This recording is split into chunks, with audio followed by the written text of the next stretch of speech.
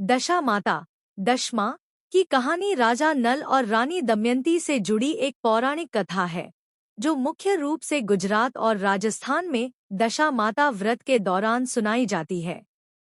यह कथा बताती है कि कैसे माता दशा के अपमान से राजा नल और रानी दमयंती का बुरा समय शुरू हुआ और कैसे दशा माता की भक्ति से उन्हें अपना खोया हुआ वैभव वापस मिला।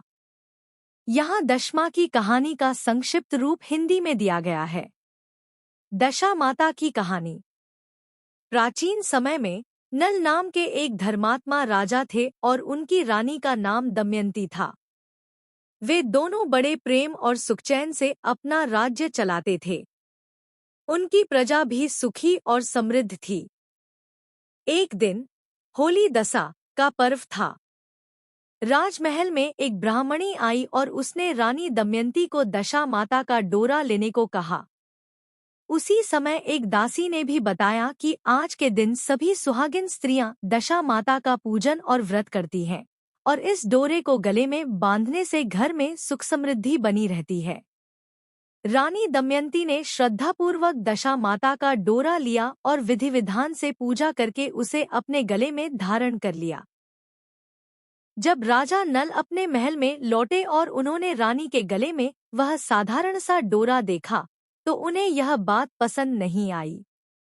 उन्होंने मजाक में कहा, रानी, यह तुमने अपने गले में कैसा धागा बांध रखा है?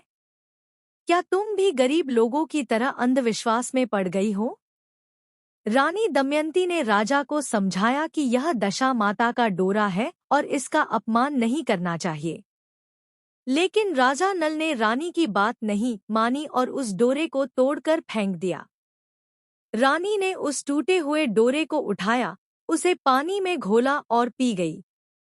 दशा माता का अपमान होने के कारण धीरे धीरे राजा नल और रानी दमयंती के बुरे दिन शुरू हो गए। उनका राज्य नष्ट होने लगा, हाथी घोड़े, धन दौलत सब कुछ समाप्त हो गया। उन्हें अपना महल छोड़कर जंगलों में भटकना पड़ा। उन्हें कई कठिनाइयों का सामना करना पड़ा, भूख और प्यास से व्याकुल रहना पड़ा। यहाँ तक कि उनके बच्चों को भी उनसे दूर होना पड़ा। एक बार भटकते हुए राजा नल ने गुस्से में आकर एक पक्षी को मारा, लेकिन वह भी पत्थर का हो गया। रानी ने मछली भुनी तो वह भी जलकर राख हो गई।